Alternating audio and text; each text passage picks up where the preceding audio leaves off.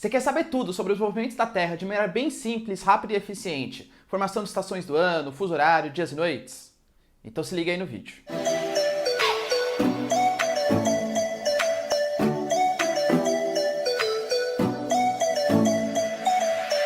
Fala galera, beleza? Também tô legais, tranquilos, de boa? Então tá, ó. Galera, é o seguinte. Se você quer ter acesso a esse, a muito mais conteúdo sobre geografia, geopolítica, atualidades, enfim, para o seu vestibular, para as suas aulas de ensino médio e ensino fundamental, não esquece de se inscrever no canal, é super importante, me ajuda bastante. Deixa o seu curtir também, porque isso aumenta a relevância do vídeo, compartilha para mais gente e você me ajuda a continuar produzindo vídeos aqui para vocês, aulinhas gratuitas para você aqui no canal. Belezinha? Então tá.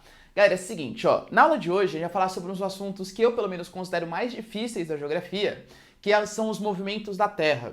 Os movimentos da Terra, que de verdade, assim, quem é físico, falam que existe vários tipos de movimentos, só que a nossa intenção aqui é fazer você ir bem no seu vestibular, na sua provinha de geografia, e a gente tem que saber dois dos principais tipos de movimento.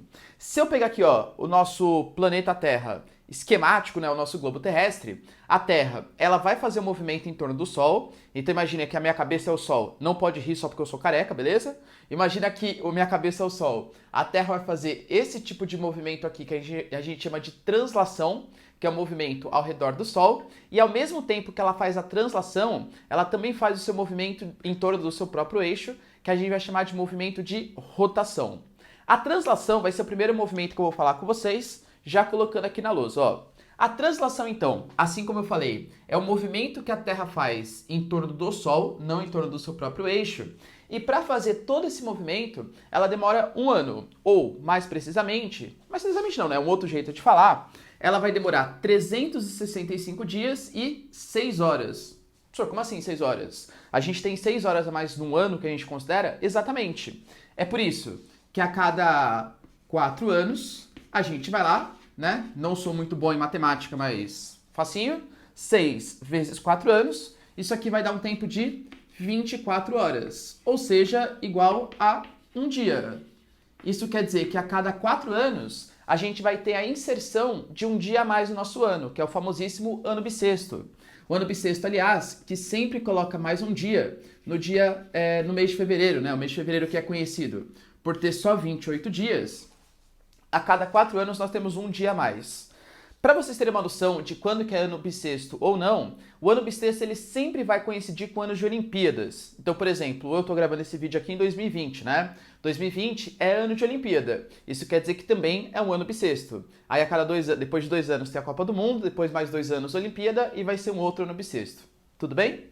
Professor, tem uma dúvida. E quem nasce no dia 29 de fevereiro, o que essa pessoa faz? Só comemora aniversário a cada 4 anos? Claro que não, né? Imagina, o cara tem 40 anos, vai estar lá que ele tem 10. Não faz sentido. Então, geralmente, quando o cara nasce no dia 29 de fevereiro, não sei se vocês conhecem, se conhecem, deixa no comentário, ele é registrado ou no dia 28 de fevereiro ou registrado no dia 1º de março. Geralmente no dia 28 de fevereiro, tá bom? Se a gente for pegar, então, né, fazer um solzinho aqui, ó, esquemático para vocês, e a translação é esse movimento em torno do Sol.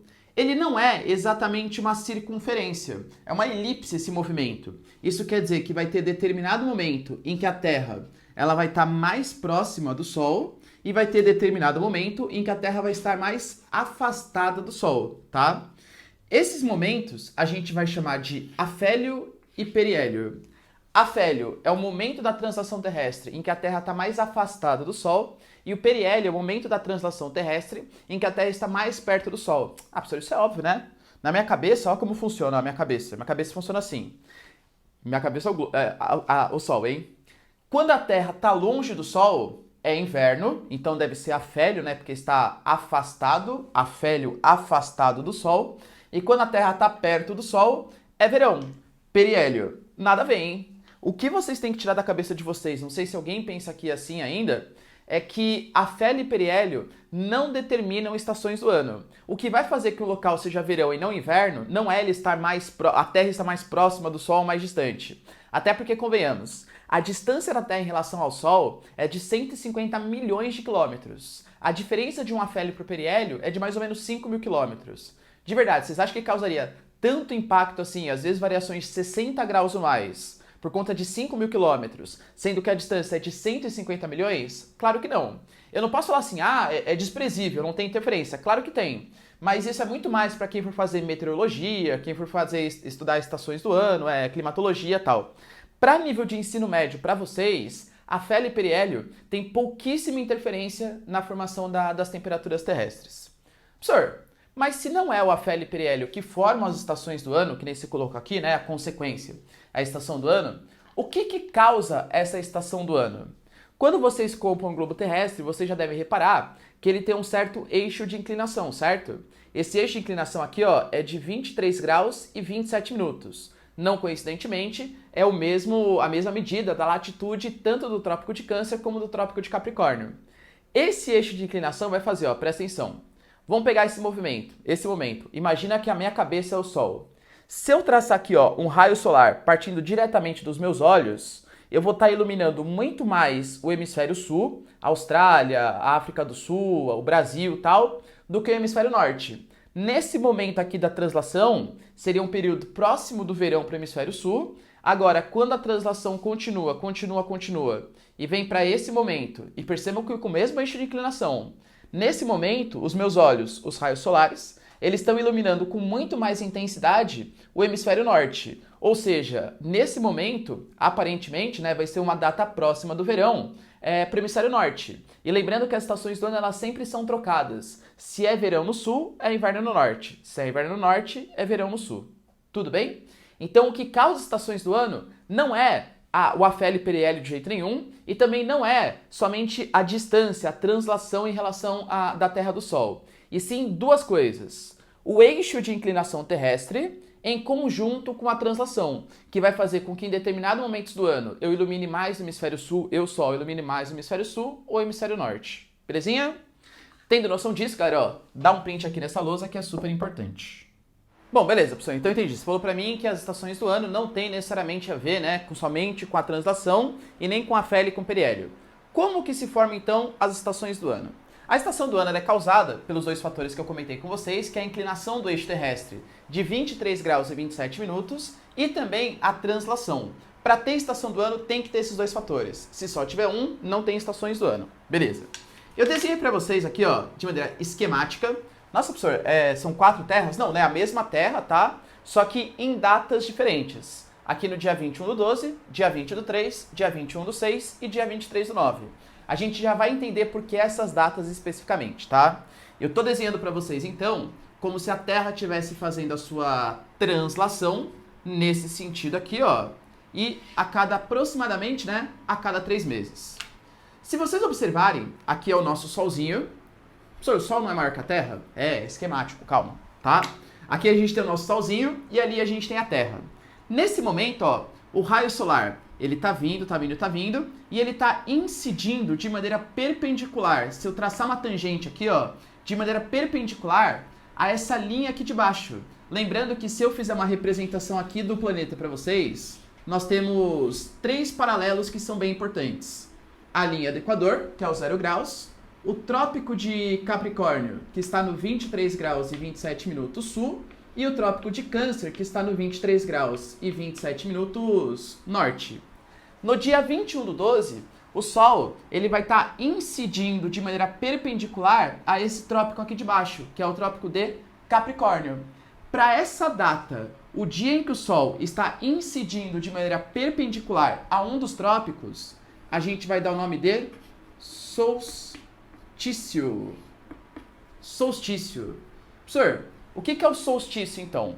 O solstício é a data, um dia, em que o Sol ele está incidindo de maneira perpendicular a um dos 2 trópicos. Pode ser o Trópico de Capricórnio ou pode ser o Trópico de Câncer. A gente costuma falar que o solstício ele também é a latitude máxima de incidência perpendicular do Sol. Ou seja, o Sol ele nunca vai incidir a zênite de maneira perpendicular, bem em cima, perpendicularmente aqui, numa latitude de 24 graus, 25 graus, 30 graus. Ele sempre vai incidir com uma certa angulação. A latitude máxima é exatamente no trópico. Aliás, por isso que a gente define o trópico. Essas medidas do trópico, 23 graus e 27 minutos norte, 23 graus e 27 minutos sul, é a incidência máxima perpendicular do Sol, ou seja, o máximo que ele consegue caminhar em latitude sul ou latitude norte. Então, esse momento aqui é um solstício. Se a gente vier para esse momento, dia 21/6, o Sol também está incidindo de maneira perpendicular a um dos dois trópicos. Só que agora não mais o trópico de Capricórnio, concorda? E sim o trópico do hemisfério norte, mas continua sendo trópico. Ou seja, isso aqui vai ser uma data de solstício, porque o Sol está incidindo de maneira perpendicular. Só que eu acho que é bem óbvio que tem uma diferença bastante grande aqui entre como que o Sol está incidindo nesse momento e nesse momento. Por quê, professor? Porque nesse dia 21/12, vocês estão reparando que o Sol ele está incidindo com muito mais força, aqui ó, está iluminando com muito mais intensidade o hemisfério sul. Então, nesse momento, vou colocar aqui para vocês, ó, HS. Professor, o que é HS? Hemisfério sul. Nesse momento, vai ser um solstício de verão para o hemisfério norte, enquanto o hemisfério sul está pouco iluminado, vai ser um solstício de inverno. Lembre-se que as estações são sempre trocadas. E o solstício, a gente sempre fala que é um solstício ou de verão ou solstício de inverno, tá bom? Nesse momento aqui, ó, no dia 21/6, vocês concordam que agora não é mais o hemisfério sul que está sendo mais iluminado, e sim o hemisfério norte. Então, essa parte aqui do globo é que está recebendo muito mais iluminação. Então, a gente vai falar para o hemisfério norte um solstício de verão, enquanto para o hemisfério sul vai ser um solstício de inverno. Pontos importantes aqui, ó. Essas datas precisa decorar? Sim, tem que saber essas datas, tá? E o solstício, por que eu falei para vocês que é uma data? Muita gente confunde solstício com estação do ano. O solstício é a data de incidência máxima do Sol, perpendicular do Sol. É a data em que o Sol está perpendicular a um dos trópicos. Então, por exemplo, aqui pra gente, né? O solstício de verão, onde o Sol incide perpendicular ao trópico de Capricórnio, ele é no dia 21/12. Aí, a gente vai ter o início da estação do ano verão, que vai durar 3 meses. Então, não confundam, solstício são datas, um dia é o dia de incidência máxima, e estação do ano é um período de 3 meses. Tá bom? Se a gente continuar vendo aqui, ó, passado 3 meses, mais ou menos, chegamos no dia 20/3. No dia 20/3, o Sol vai estar incidindo de maneira perpendicular, não mais a um dos trópicos, mas sim de maneira perpendicular à linha do Equador. Nesse momento em que o Sol está incidindo de maneira perpendicular à linha do Equador, nós falamos que nós temos um equinócio. É um equinócio. Equi vem de igualdade, noite. Noite iguais aos dias. Nesse momento aqui, ó, o Sol está incidindo de maneira perpendicular à linha do Equador. Vixe, professor, agora ferrou, né? Porque solstício eu até conseguia saber. Bom, é um solstício porque está perpendicular ao trópico. Se estiver iluminando mais o hemisfério sul, solstício de verão. Se estiver iluminando mais o hemisfério norte, solstício de verão para o norte. Beleza. E aqui? Aqui o Sol está iluminando exatamente o meio do globo. Como que eu vou saber se é equinócio de outono ou equinócio de primavera, que são os dois tipos de equinócio? De verdade, se o vestibular colocar para vocês somente uma fotinho mostrando o globo igualmente iluminado, você não tem como saber. Você sabe que é um equinócio, mas não sabe se é de outono ou de primavera, porque no momento eles são exatamente iguais. Sabe como que o vestibular vai falar para você? Ou ele vai te mostrar a sequência, então, por exemplo, vai no dia 20/3, o hemisfério sul, ele não veio do verão? Eu sei que vocês sabem, até pela música da Sandy Júnior, né? Das 4 estações, ou pela coleção de roupa, que é primavera, verão, outono e inverno. Eu sei que vocês sabem as estações do ano. Então, se no dia 21/12 era um solstício de verão, a próxima estação do ano vai ser aqui, ó, para o hemisfério sul, um equinócio de outono. Por quê, professor? Porque depois do verão vem o outono. E para o hemisfério norte, que estava num solstício de inverno, vai ser um equinócio de primavera. Deu para entender? Se eu pegar aqui, ó, nesse momento, no dia 23/9, também vai ser um equinócio, porque o Sol ele vai estar incidindo de maneira perpendicular à linha do Equador. Vamos tentar ver qual que é? Pela data você tem que saber, tá? Mas vamos dizer que o vestibular ele te deu aqui, ó, a estação do ano anterior. Se era um solstício de verão para o hemisfério norte, Quer dizer, então, que para o hemisfério norte, uma estação do ano depois vai ser o outono, e para o hemisfério sul, uma estação do ano depois será o inverno. Perdão, será a primavera. E assim, nós completamos a sequência de estações do ano, tá? Meu Deus, professor, é muito difícil, eu não vou saber. Tem que saber. Super importante, cai bastante nos seus vestibulares e na sua provinha também, tá bom? Só pra gente não confundir.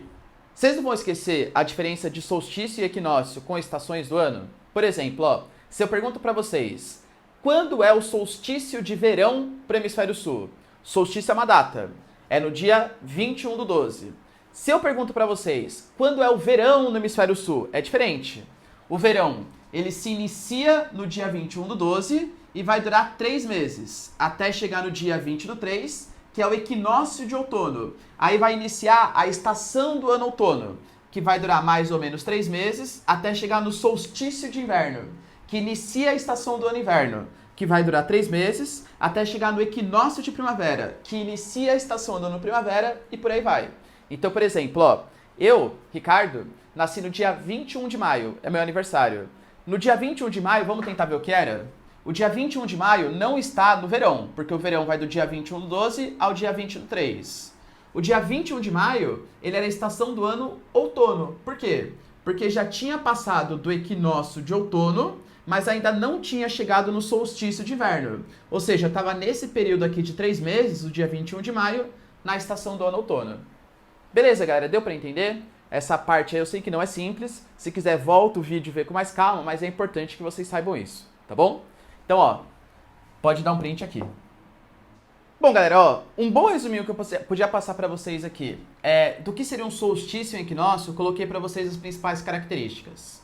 Um solstício, então, é a data em que a gente tem a incidência máxima, a maior latitude de incidência perpendicular do Sol.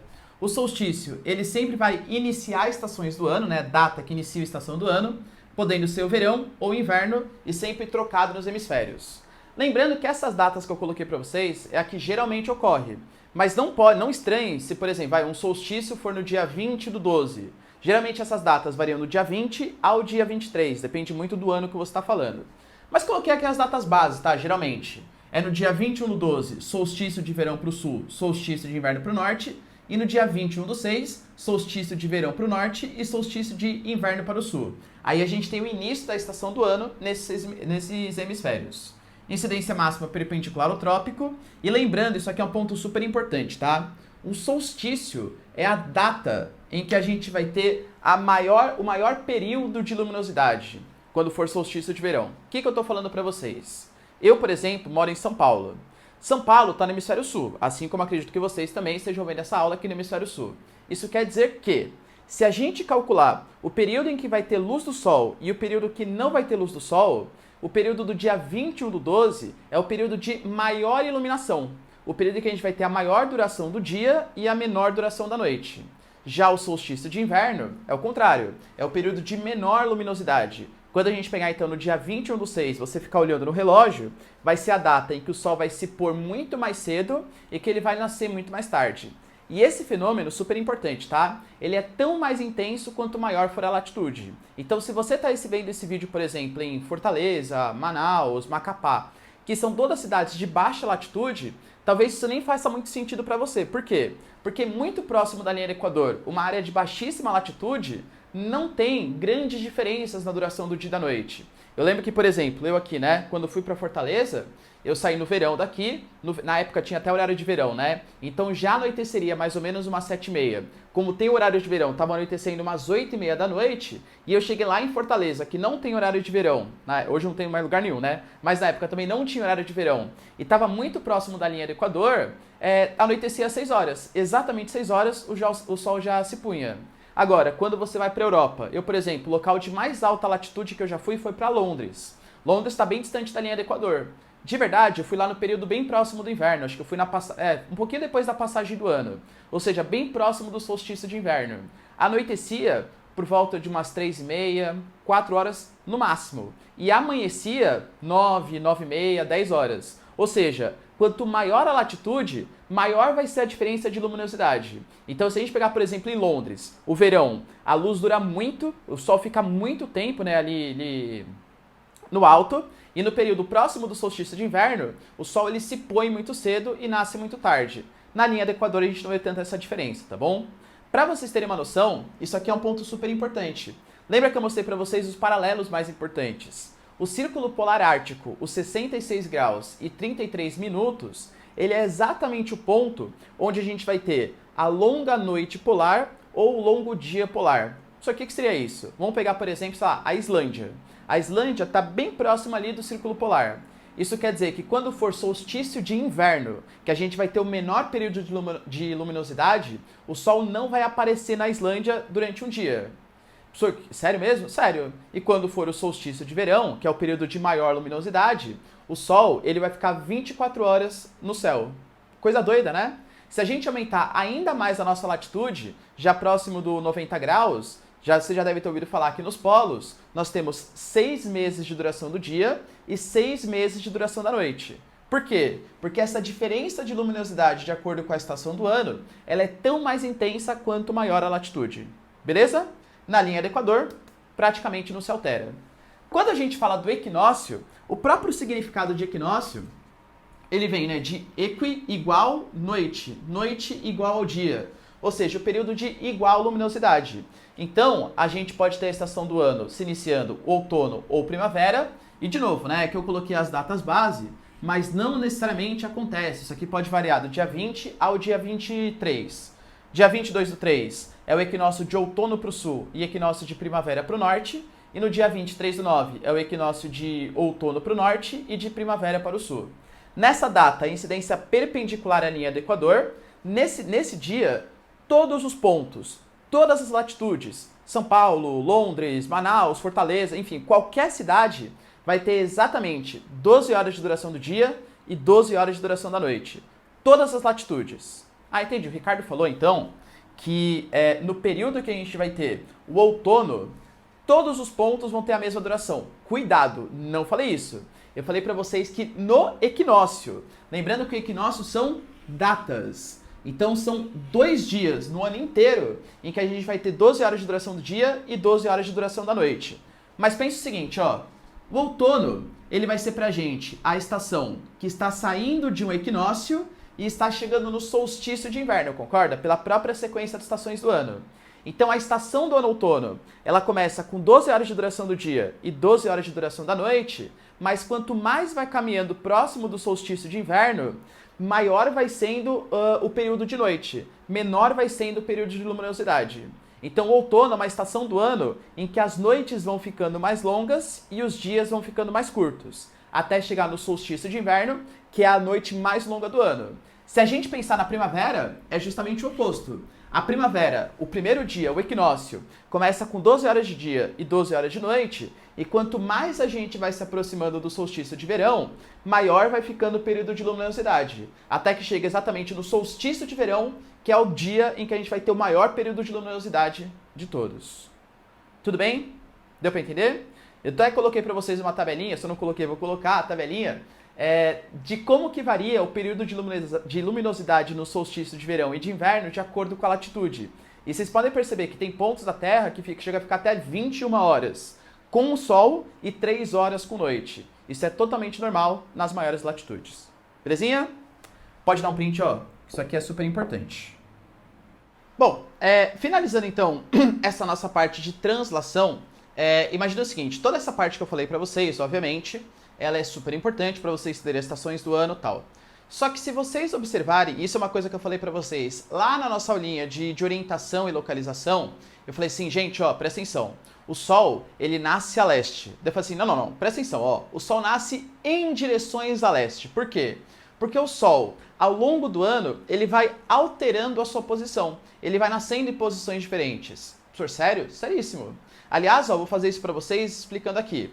Só que, claro, né, como recurso didático, a gente chama isso aqui de movimento aparente, né? Aparente. Então, ó, movimento aparente. Eu não quero que ninguém aqui seja terraplanista, né? Ninguém acha que a Terra tá paradinha, plana e que o Sol se movimenta, não é isso? Beleza, tá bom? Movimento aparente do Sol. Ou seja, Vamos tentar aqui fixar o nosso planeta. Professor, o que é isso? É o nosso planeta, tá? Imagina que eu peguei aqui, ó, temos aqui o nosso globinho, eu deitei o nosso globinho e desenhei só metade dele. Então isso aqui, ó, é a linha do Equador, esse aqui é o Trópico de Câncer, o Trópico de Capricórnio, Círculo Polar Ártico e Círculo Polar Antártico. Se vocês observarem, vamos tentar repassar as datas que a gente aprendeu aqui nas outras lousas. No dia 21/12 é a data em que o Sol vai estar perpendicular ao Trópico de Capricórnio. Então vou fazer o desenho aqui para vocês, ó. O Solzinho, pá, belezinha, no dia 21/12. Isso quer dizer que, por exemplo, vamos pegar um morador que está em São Paulo. São Paulo é bem próximo do Trópico de Capricórnio. Então, o cara que está em São Paulo, ó a pessoinha aqui, ó, em São Paulo, o que ele vai ver no dia 21/12? O Sol vai estar bem em cima da sua cabeça, vai estar perpendicular à sua cabeça. E lembrando que essa é a latitude máxima em que o Sol ele caminha para o hemisfério sul. Ou seja, depois do dia 21/12, o Sol ele não vai para as latitudes maiores do que isso. O Sol não fica perpendicular aqui, ó, a latitude, sei lá, 30 graus, a latitude 50 graus. A máxima latitude que o Sol chega é o 23 graus e 27 minutos. Por quê? Porque depois disso, ele começa a caminhar lentamente em direção à linha do Equador. E ele chega na linha do Equador. Quando? Na data do equinócio. Exatamente no dia 22/3. No dia 22/3, o morador de Macapá, exatamente ali na linha do Equador, vai ver o Sol na sua cabeça. Exatamente perpendicular à sua cabeça. Depois do dia 22/3, o Sol ele continua fazendo o seu caminho em direção ao norte. E aí, quando chega no dia 21/6, que é a data de solstício de inverno pra gente, e solstício de verão para o hemisfério norte, o Sol vai estar brilhando aqui, ó, perpendicular ao Trópico de Câncer. Então, alguém que esteja, sei lá, próximo da cidade do México, né, bem próximo ali do Trópico de Câncer, vai ver o Sol perpendicular à sua cabeça. Professor, e depois disso? Depois disso, lembre-se que o Sol, ele é intertropical. O Sol, ele só fica migrando aqui, ó, ao longo de um ano, do trópico para trópico. Ou seja, uma pessoa que está a 30 graus norte, 50 graus norte, 60 graus norte, nunca vai ver o Sol a zênite, ou seja, o Sol a pino, perpendicular à sua cabeça. As únicas pessoas que podem ver o Sol a pino, perpendicular à sua cabeça, são as pessoas que moram entre os trópicos, entre as áreas tropicais. Deu para entender? Aí, o Sol ele começa a fazer o caminho de volta, até que ele chega no dia 23/9, perpendicular à linha do Equador, que é o equinócio. Equinócio de primavera para a gente do hemisfério sul e equinócio de outono para o hemisfério norte. E volta, depois de um ano, para o Trópico de Capricórnio no solstício de verão. Como que isso aqui pode ser utilizado para vocês? O que vocês têm que entender é o seguinte, ó. O Sol, ele só caminha de trópico a trópico. Se eu estou, por exemplo, com uma casinha aqui, ó. Casinha esquemática aqui, ó. Minha casinha aqui está no hemisfério sul. O que é importante? Tem um ditado que diz: casa que não entra sol, entra médico. Então existe um negócio chamado de frente da sua casa, ou frente do seu apartamento, que é para onde as janelas e portas estão preferencialmente viradas. Se eu moro numa casa que está no hemisfério sul, e eu quero que a minha casa receba bastante luz do sol, é interessante que eu tenha no hemisfério sul um apartamento que seja face norte. Por quê, professor? Porque se eu estou numa latitude, sei lá, de 30 graus, se a minha face é norte, se as minhas portas e janelas estão nessa direção, independente da estação do ano, o Sol vai estar sempre iluminando a frente da minha casa. Agora, se as portas e janelas estiverem voltadas para o hemisfério sul, o Sol vai estar sempre iluminando as costas da minha casa. Para quem for fazer arquitetura, engenharia civil e tal, tem que estudar muito essas questões de posição do Sol. Quando a gente está numa cidade do hemisfério norte, vamos pegar, sei lá, Lisboa, né, Portugal, aí a nossa casa tem que ser face sul. Quando estamos no hemisfério norte, preferencialmente as casas mais valorizadas são casas que estão viradas para o sul. Por quê? Porque independente da estação do ano, o Sol vai estar iluminando exatamente a frente da minha casa. Professor, tem uma dúvida. E se eu moro na linha do Equador? Tanto faz, né? Se você mora na linha do Equador e sua casa é face sul, do dia 23/9 até o dia 21/3, o Sol vai estar iluminando a frente da sua casa e no restante do ano as costas da sua casa. Se você tiver, sei lá, uma casa que for face norte, aí vai ser justamente o contrário, tá bom? Mas preferencialmente no hemisfério sul, casas face norte, onde a frente da sua casa está voltado para a linha do Equador, e casas no hemisfério norte, casas face sul, ou seja, a frente da sua casa sempre voltado para a linha do Equador, certo? Por que eu falei para vocês que o movimento aparente do Sol, aliás, que nem sempre o Sol nasce a leste? Porque imagina o seguinte, ó, eu morador de São Paulo, exatamente, vamos fingir, tá, que São Paulo está exatamente em cima do trópico.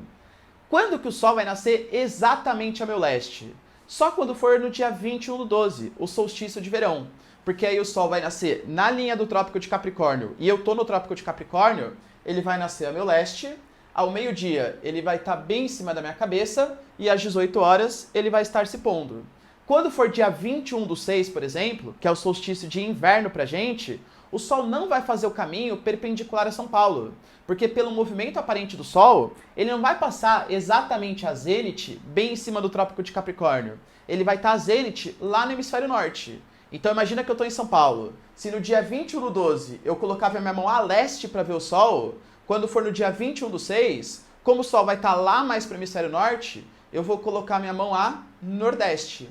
Quando for meio-dia, o Sol não vai estar bem em cima da minha cabeça. Ele vai estar um pouco na linha do horizonte em direção ao norte, e quando for 18 horas, ele vai estar se pondo a meu noroeste. Beleza? Por isso que eu falei para vocês, o Sol não nasce exatamente ao leste, mas ele nasce em direções a leste, digamos assim. Deu para entender essa questão do movimento aparente do Sol? Então tira um print aí, que isso aqui é super legal.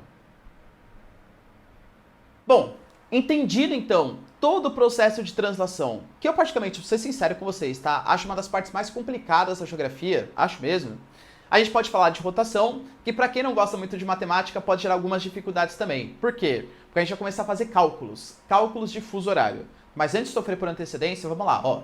Rotação é o movimento da Terra em torno do seu próprio eixo. Então a Terra tem o seu eixo aqui, né, de inclinação, e a Terra gira em torno do seu próprio eixo.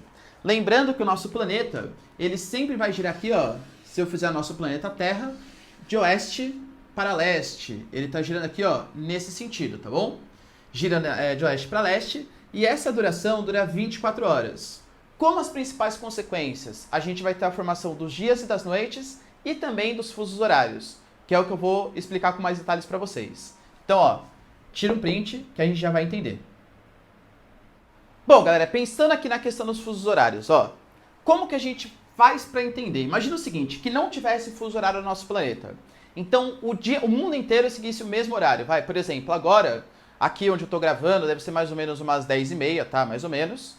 E imagina que o mundo inteiro fosse 10h30 da manhã, tá?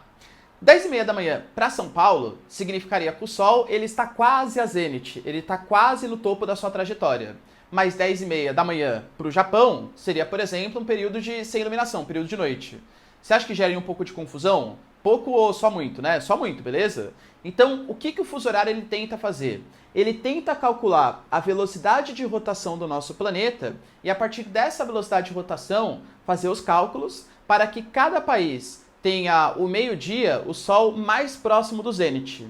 Ou seja, o fuso horário ele vai fazer, o horário normal é com que o meio-dia o Sol esteja mais próximo do topo da sua cabeça. Essa é a ideia do fuso horário.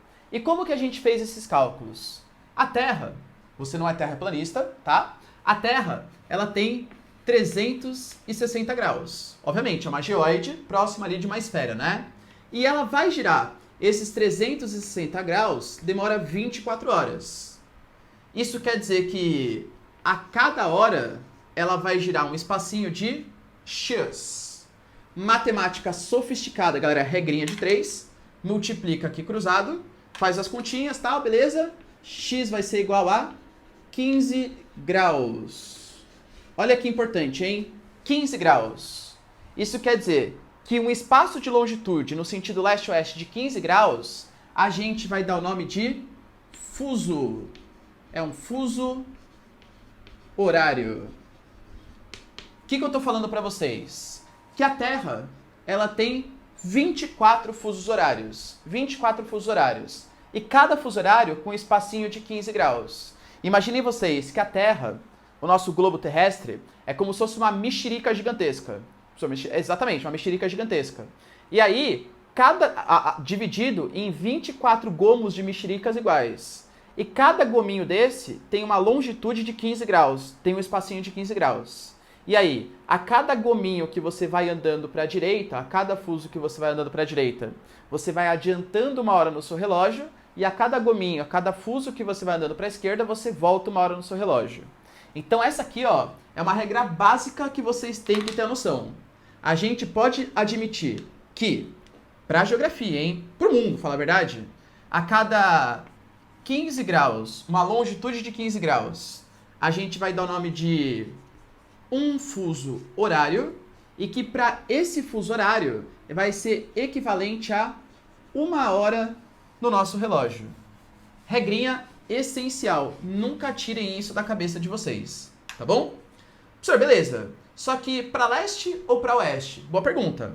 A Terra gira de oeste para leste. Isso quer dizer que os territórios a leste, eles vão acabar vendo o Sol primeiro. É bem possível, por exemplo, que você conheça o Japão como a terra do Sol nascente. Por quê? Porque o Japão está muito a leste. Isso quer dizer que quanto mais a leste, ou seja, a cada um fuso a leste que a gente caminha, a gente vai acrescentar uma hora no nosso relógio, e a cada um fuso a oeste que caminhamos, nós voltaremos uma hora no nosso relógio. De teoria, juro pra vocês que é isso. Na verdade, tem algumas complicaçõezinhas quando o fuso ele não é um fuso de 15 graus. Mas eu vou deixar isso para a próxima lousa, tá bom? Por enquanto, ó, tira o print que isso aqui vai ser essencial para vocês conseguirem fazer todos os cálculos, todas as continhas. Vamos tentar ver na prática como que isso funcionaria, tá? Essa questão dos fusos horários. Imagina que a gente está passando agora, né? Não sei exatamente quando você está vendo essa aula, mas eu estou gravando essa aula bem próximo da saída do Reino Unido da União Europeia, e aí eu estou inconformado. Vocês sabem que eu sou um cara influente, né? Eu vou lá, pego meu telefone e falo assim, ô Boris Johnson, preciso falar com você, preciso trocar uma ideia com você aí, esse negócio de Brexit e tal, não tá muito legal. O que eu vou fazer? Eu, morador de São Paulo, 45 graus a oeste do meridiano de Greenwich. E isso é um ponto super importante, tá? O meridiano de Greenwich, o 0 graus, ele sempre vai ser a nossa referência. Então eu falo assim, ô Boris Johnson, seguinte, eu sou morador de São Paulo.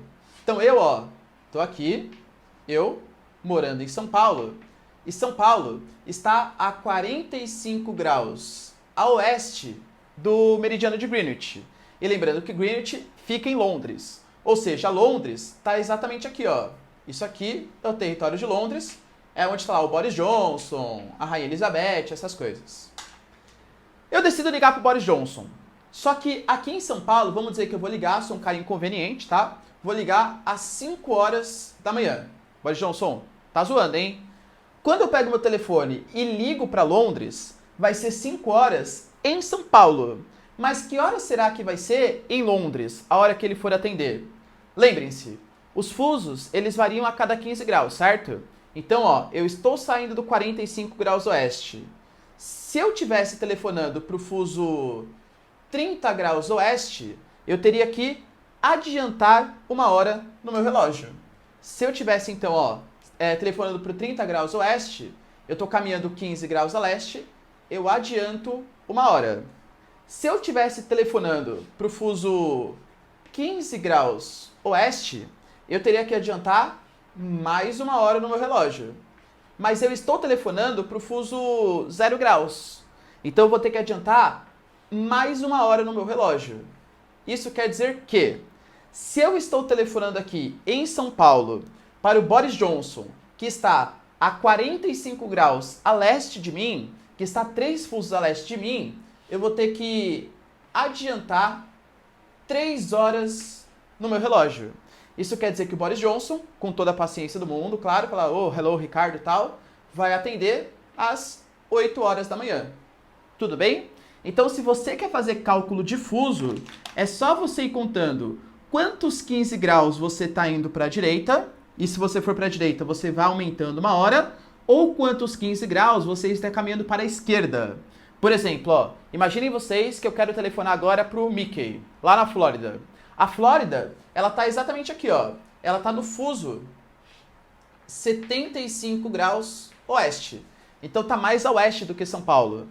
Eu vou ter que passar pelo fuso do 60 graus oeste, e aí vou ter que voltar 1 hora no meu relógio, e vou ter que chegar no fuso dos 75 graus oeste.